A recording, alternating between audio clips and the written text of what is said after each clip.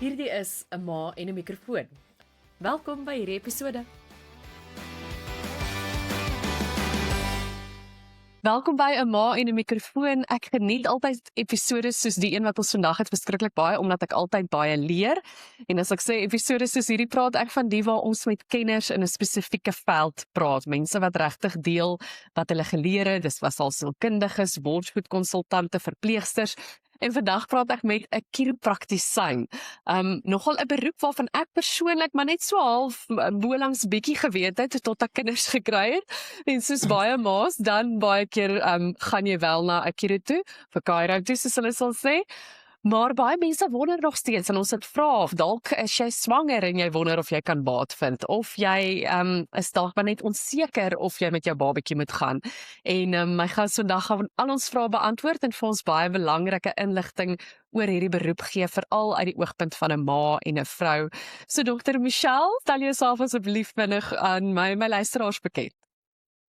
Hallo Danny, baie dankie dat jy hierdie platform vir ons skep om bietjie te kan gesels en bekendstelling kan maak aan mense in die publiek oor hoe wonderlik hierdie veld is. My naam is Michelle, jy kan my regtig net Michelle noem. Kloete, en ek is 'n chiropraktisyn in die Randburg area. Ek werk sommer van die huis af want ek is 'n ma ook van 'n pragtige 3 maande klein babietjie. En ja, dit is ek wil al lank op jou podcast bietjie kom gesels het, maar ek moes maar eers bietjie gewag het dat ek eers self 'n ma word. Wel, baie welkom, nie net by ons podcast nie, maar soos ek altyd sê, so sommer by ons Digital Village ook. Ek is baie bly jy is hier en ek wil sommer net ook vir ons kykers en luisteraars sê, ek het hierdie podcast begin toe my jongste Lana was so jaar oud. En voor dit was ek nogal met haar, toe sy nou klein babatjie was ek by jou gewees, want iemand het vir my aanbeveel toe ek gesukkel het met, ek onthou, sy het seer gehad, kon sien krampe en winde en die doeke wou net nie werk soos dit moet nie, en iemand het my na jou verwys as 'n gesinschiro. So was self in jou spreekkamer gewees en ook my agtergrond as joernalis maak nogal dat ek nie skaam is om te vra en te sê as ek iets nie verstaan nie. En ek weet ek het ook nie mooi verstaan wat is die verskil tussen 'n chiro, 'n physio, 'n biokineticus. So dalk kan jy sommer begin deur dit vir ons te verduidelik in baie eenvoudige taal. Wat doen 'n chiro? Okay, so eerstens jy was 'n wonderlike mamma en jy weet dit gaan glad nie oor dat ons nie weet nie. Dis 'n baie goeie vraag Danny. So chiropraktisyn beteken as sulks by hand. So ons doen manual therapy. Ons studeer 6 jaar om 'n chiropraktisyn te kan wees. Ons is gereguleer, ons is geregistreer. En dit maak dit baie veilig. Ons leer hoe om enige iets eintlik te kan diagnoseer, net soos 'n GP. Dit is 'n baie intensiewe kursus. So ons is diagnostikuste. Dit is wat ons bietjie skei van ander professies. Omdat ons enigiets kan diagnoseer en ook ouderdomsgepas en diagnostic spesifiek te kan werk en ons behandeling te kan aanwend, die fors te kan aanpas. En so voort. Ons kan dalk later bietjie praat oor die veiligheid van chiro. Biokinetica, fisio en chiro werk almal met die neuromusculoskeletal system. So met senuwee, spiere, bene, gewrigte. Dit is ek dink wat die oorbrugging is tussen ons velde. Maar dit hang regtig eintlik net af van wat die diagnose is. En baie keer oorvleuel, baie keer behandel ek en co-manage ek. Ek het gister 'n pasiënt wie chiro toe kom en dan direk daarna gaan sy na 'n neurofisio toe. So ja, daar is definitief baie oorvleueling in ons velde. Ek sal sê die grootste verskil is, jy weet, die gesondheidstelsel gaan absoluut in mekaar insak sonder fisioterapeute. Hulle werk in 'n hospitaal. Chiro het nie regtig 'n plek, sal ek sê, op hierdie stadium waar ons professie is in hospitaal nie. So ons is in ons privaat spreekkamers en ja, ons help die hele gesin. So ek sê altyd vir pasiënte as hulle nie seker is nie, kom vir 'n afspraak. Kom ons hoor dis 'n baie goeie begin. Punt om na 'n chiro toe te gaan sodat ons die diagnose kan vasstel. En ons is nie selfsugtig met ons pasiënte nie. As ons voel ons moet 'n pasiënt uitwys, dan maak ons so. Maar dis altyd, jy weet, goed om 'n chiro te sien eintlik as jou dokter en is 'n goeie beginpunt en dan sal ons die pasiënte help volgens die diagnose.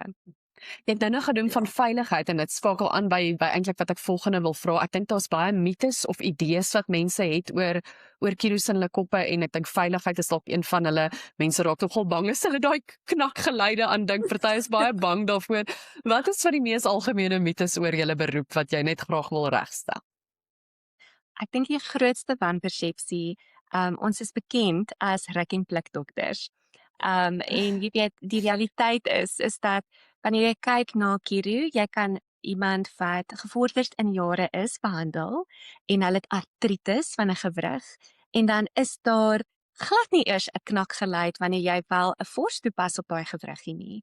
Terwyl as jy met 'n babietjie werk, jy gaan alle voorsorgmaatreëls tref om so sagkens as moontlik te kan werk met daai lyfie. Dis maar 2 newtons druk wat jy gaan gebruik. Dit lyk amper meer asof jy 'n massering doen en 'n mobilisering doen. Jy gaan glad nie 'n babietjie knak nie. So ek dink daai is 'n mite wat ons wil bietjie debunk, want weer eens dit hang af van die diagnose van ons is kenners van 'n gewrig, ons is kenners van 'n kussentjie in terme van die wervels. Ons weet presies wat die anatomie is. Ons het 6 jaar studeer, ons is geregistreer met die Allied Health Professionals Council of South Africa. En die realiteit is, as ons mense seer gemaak het, sou ons nie in besigheid gewees het nie. Ja. Maar as 'n mens as 'n mamma 'n vraag het, vra jou chiropraktisyn, wat gaan ons doen? Jy weet, ons doen informed consent. Ons doen nie net behandeling en ons doen evaluasie, ons doen 'n geskiedenis, 'n volledige geskiedenis. So sien nou maar daar's 'n kankergeskiedenis en die been is dalk 'n bietjie meer brokkel as gevolg van kankergeskiedenis. Gaan ons dalk nie eens daai pasiënt adjust nie. Ons het baie tools in die toolbox. So ja, in terme van die riglyne wat ons we held accountable to those guidelines. Ons gaan probeer ons bes om nie 'n pasiënt seer te maak nie. Ja, ek het daarom ook soos ek sê, ek was daar by jou en ek kan daarom sien jy het nie my babatjie seer gemaak nie. Ek is baie gerus oor dit. En dan wil ek praat 'n bietjie oor hoe mens verskillende pasiënte behandel. Wat is van die tipes kondisies dalk vir ook 'n ouer wat hier luister wat nie eers geweet het dat iemand soos jy hulle kan help nie. Kom ons begin by klein babatjies. Wat is van die mees algemene goed wat jy sien in jou praktyk? Hoekom bring mense 'n klein babatjie na jou toe en hoe kan jy help? Okay, so as 'n familie-chiropraktisyn, baie wat ek sien vir babatjies is colicky symptoms, koliek, sekere tipe reflux. Nie alle reflux is 'n chiropraktisyn case nie, maar ons sien baie daarvan, probleme met slaap, probleme met regulasie. En dan sien ons wat eintlik baie babatjies inkom wie via 'n keisersnee gebore is. Ek dink dit is 'n algemene. Ek glo natuurlik as jy 'n ruggraat het, het jy 'n chiro nodig. Maak nie saak wat die geboorteproses is nie. Maar ek dink is 'n positiewe ding dat mense besef as daar intervensie was met geboorte, is dit 'n goeie idee om 'n draai by ons te maak. Ja, en dan mylpale as 'n babatjie weer eens is thriving wat ons mee werk. Dis 'n voorreg dat ons nie in 'n veld is waar ons eintlik hoef te bekommer oor survival nie. Ons werk met thriving. So as 'n babatjie dalk 'n maalpyl laat voor is of hom gemis het of waar dalk reflekse nie integreer met die omgewing nie, waar hulle dalk 'n retained startle reflex, hulle is baie skrikkerig die hele tyd. Jy weet, dit chiropraktisyn ons kan die behandeling aanwend vir babas met daai probleme. En dan natuurlik vir die res van die gesin. Ons sien baie mamas met pyn na geboorte. Jou liggaam, jou biomeganika wat moet aanpas met die nuwe normaal en voeding van baba en baby handling. En dan sien ons natuurlik baie kopseere gevalle soos dit en dan artritis. Jy weet, as jy kyk na gewrigte wat as daar rugprobleme is, dit is wat ons baie bekend voor is. Dis ook 'n mite. Ons behandel nie net rug nie, ons behandel enige gewrig en ons behandel spiere, ons behandel baie meer as net rug. So gestel 'n babatjie met koliek byvoorbeeld, 'n mamma met 'n koliek baba kom na julle toe. Hoe sal jy vir verduidelik wat doen jy met daai babatjie? Iemand wat nog nooit by 'n chiro was nie. Wat is die proses? Weereens in baie eenvoudige taal, nou nie al die kennis wat jy het nie, maar as jy regtig in net 'n paar sinne kan verduidelik, hoe werk jy met daai babatjie? Wat doen jy? So ons doel is om die senuweestelsel te ontlaai. sodat die babatjie eintlik hulle dag makliker kan orden en kan prosesseer. Koliek is 'n baie algemene diagnose wat net rondgegooi word. So Mm. ons begin met 'n volle geskiedenis. Party mammas dink hulle baba is dalk koliek en dit kan dalk ietsie anders wees. So ons moet daai geskiedenis neem en dan praat ons 'n bietjie oor hoe dit lyk by die huis. Jy weet, wat is die mamma dalk gestres? En ek dink 'n holistiese approach is die belangrikste ding in vergelyking met dis nie net dat jy 'n been van punt A tot punt B skuif nie. Jy moet daai hele lyf weer assesseer en dan daarvolgens 'n diagnose maak en dan sagkens met daai lyf werk. Ons sien baie as jy dalk ken die polyvagal theory, die vagus nerve, dit is te doen met rest and digest nervous system. So wat lekker is, die chiropraktisyn werk met hierdie kraniale senuwee wat uit die brein uitkom. En as hierdie senuwee nie lekker gereguleer is nie, help die behandeling of ons doelwit is dat die behandeling help vir daai vagus nerve stimulation en dit help regtig in my ervaring met baie babatjies wat sukkel met koliek. Nou natuurlik ook wat hand aan hand loop nog voor die babatjie daar is 'n swanger vrou en daar almal van ons weet dit is glad nie so glansryk as wat dit dikwels in flieks lyk met die glow en jy's net pragtig en jy voel mooi nie. 'n Klein handjievol is dalk so gelukkig. Maar die meeste van ons het maskete en dinge wat met swangerskap gepaard gaan. Ek het gelees, dink ek op jou webblad ook het julle gepraat van daai lightning crotch en ek het aaklige flashbacks gekry want ek het dit gehad. Dit was verskriklik seer. Hier in die 3de trimester so swanger vroue. Hoe kan 'n chiro help? Ek dink dis die ideale plek om te begin met jou chiro wedloop as ek dit so kan stel. So ek het hier 'n klein model van 'n pelvis. So vir baba die voordeel is of die doelwit is dat ons wil werk om hierdie 'n luxury pelvis te maak sodat daar so 'n ruime plek as moontlik vir baba ook is. En wat ons sien met ons doelwit basies is dat ons as ons die geleentheid kry om met 'n mamma te werk wanneer sy swanger is, dis baie knap daar binne in die laaste trimester. So Ja. ons wil dit so ruim as moontlik maar maak vir baba, want ons weet dat onbeweeglike segmente begin eintlik in utero. Jy weet, dis hoekom dit is vreemd om te dink 'n klein babatjie sal voordeel vind van chiro, maar dit begin alles in daai laaste trimester. Dit is snaaks genoeg die prem babatjies met my ervaring het bietjie minder spinale probleme. Hulle het dalk 'n bietjie ander goedjies wat ons na kan kyk in terme van thriving, maar dis knap in daai laaste trimester, veral met jou eerste baba. So vir mamma is daar voordele as hulle sciatica het, lightning crotch, round ligament pain.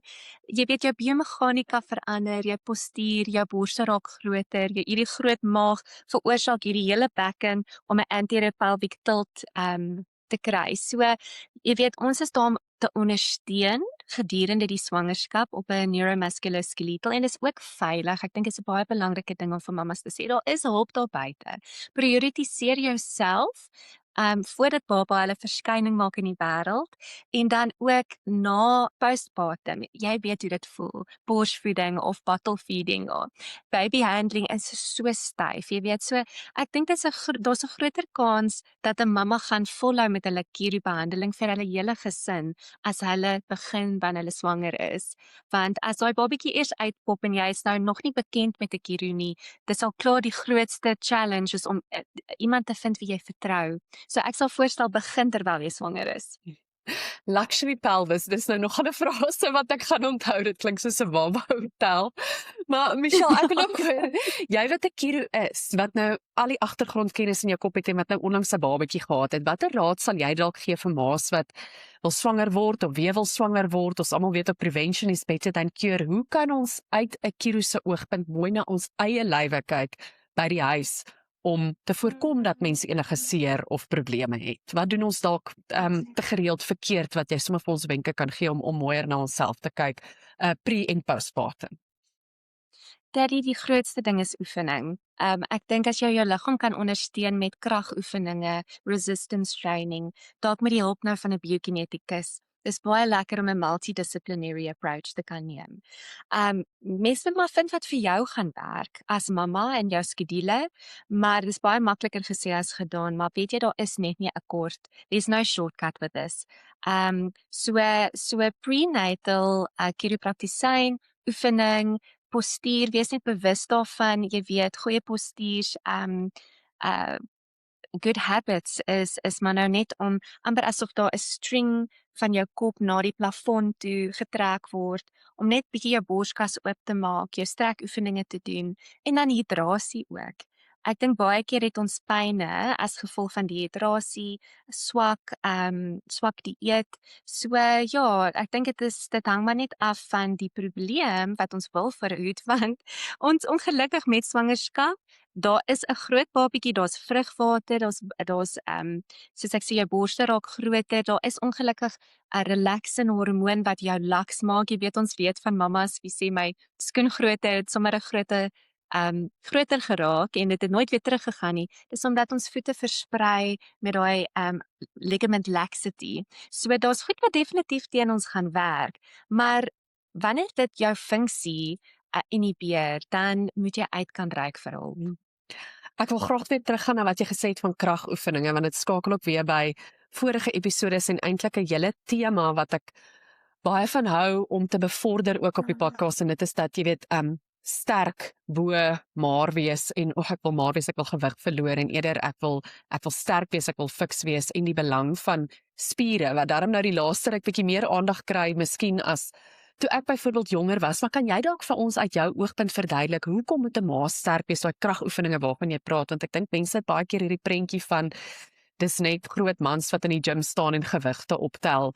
Hoekom moet ons dit ook doen? Hoekom is dit so belangrik vir 'n vrou voor, tydens, na swangerskap om sterk te wees, en hoe doen 'n mens dit? Ja, dis 'n baie goeie vraag. So ek het byvoorbeeld selfs my kragoefeninge gedoen tot 37 weke en my babatjie was groot. Ja. So dit kan gedoen word. Ek het persoonlike skoliose. So ek gaan 'n bietjie praat uit 'n persoonlike oogpunt. Wat is dit asseblief? 'n skoliose is wanneer jou rug van voor en agter nie reguit is nie. Hy gaan 'n bietjie sywaarts. Dis amper soos 'n S-kurwe of net 'n C-kurwe. So ek het die S-kurwe. Glo dit of nie, ek is 'n gym persoon, maar ek doen dit nie om goed te lyk nie. Ek doen dit om beter te voel en goed te voel. Selfs met ons menstruele siklus as vrouens, het ons daai relaxin hormoon en dit doen presies wat die woord sê, dit maak ons laks. Ja. En dan natuurlik wanneer ons op swanger is dit op steroids. So wat ek hou van die kragoefeninge is dat dit daai relaxin hormoon se uitwerking 'n bietjie teewerk en dit gee vir jou liggaam ondersteuning. Dis nie net core strength wat ons wil na kyk nie. Jy weet, op die einde van die dag, byvoorbeeld as jy middel tot lae rugpyn het, en daai spier daar in die middel tot lae rug die heeltyd oorwerk, is dit gewoonlik ons boutspiere wat nie lekker fire nie. So, weet jy wat, ek dink regtig, ek sal net aanbeveel, elke mamma, as 'n mens die fondse het, sal regtig voordeel kry van 'n biokineticus, om te sien waar is jou spierwanbalans. En as 'n professionele persoon in daai oogpunt, en ook 'n mamma, ek gaan elke week nou na my biokineticus toe. I practice what I preach. En jy weet, ek kan oefeninge as 'n kiro, dit is in my scope om oefeninge te gee vir 'n ma en vir julle nou oor hierdie podcast 'n bietjie voorstelle te maak. Maar in my ervaring as 'n ma self, veral met 'n rugprobleem, dis net nie genoeg om net jou eie ding te probeer doen nie. Kry net 'n bietjie van 'n riglyn daar, 'n home workout program. Jy het nie swaar gewigte nodig nie, of 'n gym program. Jy kan natuurlik dan dit ook volhou met 'n personal trainer as dit jou ding is en jy het iemand wie regtig jy vertrou, of 'n Pilates instrukteur. Daar's ook lekker stabiliteitsoefeninge wat hulle kan aanbied. Maar ja, ek sal 'n biokineticus definitief voorstel. Ons werk baie lekker saam met hulle. Baie dankie, en ek noem sommer net weer hier vir ons luisteraars, daar was 'n vorige episode ook waar ek met 'n persoonlike instrukteur gepraat het. Michelle wat vir ons baie goeie raad gegee het ook van verskillende kragoefeninge. So gaan soek dit. Dit was nog voor ons op YouTube was, so die klank daarvan is op 'n Amane mikrofoon se Spotify en Apple kanale. Soek versterk, die woord sterk. Jy sal hom daar kry. Ek sit dit net so as 'n side in want ek dink baie mense gaan dalk nou wonder. Daar's nog bietjie meer inligting oor dit en die kragoefeninge. Dankie Michelle. Dan wil ek ook hoor, waar as iemand dalk, wat is sogenaamde rooi vla, want ek weet baie keer ma's ons is so besig met ons kinders, jy onderdruk dalk 'n pyn wat jy het, ag dit sal weggaan, ek sal later daarna kyk. As iemand dalk hier luister, wat is van die goed wat jy regtig as jy dalk hierdie ervaar, moet jy so vinnig as moontlik hulp kry of by 'n kar uitkom? Wel, ek dink definitief die rooi vla vir ma's wat ons baie keer uitverwys eintlik is incontinence. Jy weet 'n mens kan as jy nie sien so nie jou piepie inhou nie. So Ja. ek sal sê dan sal ons na 'n pelvic floor physio toe uitverwys of 'n biokineticus om net bietjie daai kragoefening weer te inkorporeer. En dan enigiets wat jou funksie inhibeer. So sê nou maar jy het nou geborsvoed en jou skouer eintlik seer gemaak en hy wil net nie regkom binne 2 dae nie en dan raak 2 dae 2 weke en dit raak erger en jou liggaam het nie die abiliteit om homself te genees nie. Dit jou liggaam praat met jou en ek sê altyd vir pasiënte as jou liggaam fluister moet jy luister. Dis baie belangrik. Dis onnodig om in pyn en jy weet pyn beïnvloed ons hele dag. Dit beïnvloed ons hoe ons maatskap, as ek dit so kan stel, beleef, jy Ja. weet. So, dit is onnodig om in pyn te wees. In terme van jou babietjie, jy weet, as jou baba nie lekker meer reguleer nie, en dit is ook nou weer, dis amper 'n week, en my baba is net nie haarself nie, of homself nie. Jy weet, ek dink hoe vinniger ons kan intervene, hoe beter. Dit, in my ervaring, is gewoonlik dan minder sessies, wat dit neem om regtig 'n verskil te kan maak. En dan, ons weet altyd, hier's 'n ander modelletjie met 'n skal. Jy weet, jy kyk na jou kind se kop en eendag is daar 'n plat koppie net aan die een kant. Hulle het Ja. wakker geword en jy sien amper 'n bulge aan die ander kant, maar my kind het nie geval nie en dit is nou vir jou so vreemd. So dit is eintlik die grootste manifestasie en die laaste teken van byvoorbeeld my kind kyk meer na 'n kant toe of my kind borsvoed beter aan 'n kant. So dis die laaste ding want dit is nou eintlik 'n strukturele, dis nie net 'n funksionele probleem nie, hy het nou eintlik die struktuur begin verander. Dit is vir my meer 'n rooi vlag van seek help. Ja, ek dink seer latching is ook 'n ding. Ek weet Suster Katinka was al op jou vorige podcast in terme van lactation consultant.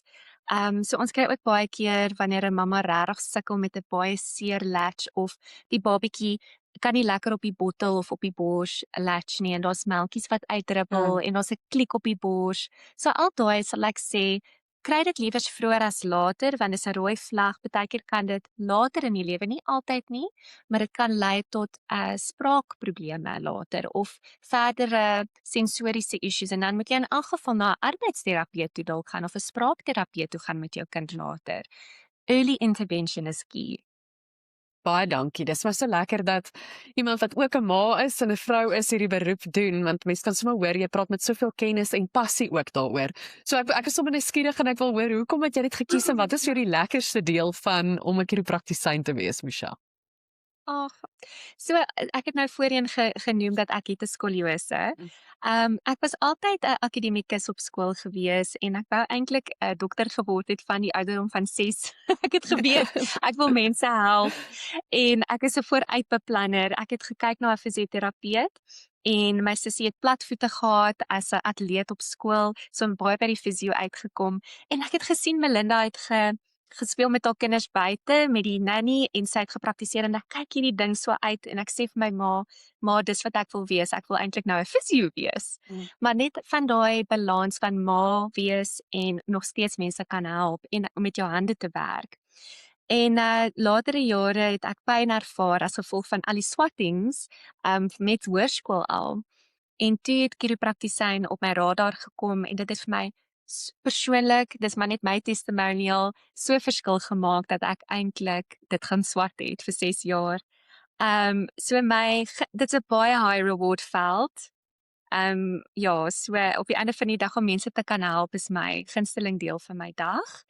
En om nog steeds daar vir my familie te kan wees en daai work-life balance in Ja. Johannesburg te kan Ja. beleef is eintlik 'n match made in heaven vir my. So ja, ek geniet dit baie. Ja, wonderlik en mense kan sien, soos ek sê, mense kan dit sien as iemand uit as dit nie net 'n beroep is nie, maar as dit eintlik uit 'n plek uitkom waar jy werklik glo en 'n liefde en 'n passie het vir wat jy doen en ek kan dit so duidelik by jou ook sien. So dankie.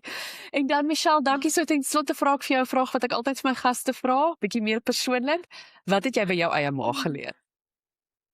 Ag, my ma is so 'n wonderlike vrou. Ek dink ek sal vir ewig dankbaar wees, dat sy geloof in my lewe, sy het regtig daai fondasie help lê. En op daai punt, daar's 'n skrifgie wat sê wisdom builds the house. En dit het vir my regtig my hele lewe gebou, sal ek sê. My ma was dit is nie net nog 'n maandag of nog 'n dinsdag nie. Sy het regtig daai fondasie in my lewe help lê, daai wysheid in my in my lewe gelaat lê dat ek nou hopelik 'n ma soos sy kan wees en in myself kan glo, en te weet ek bring ook iets na die tafel toe en in die gemeenskap. So definitief daai that self-confidence.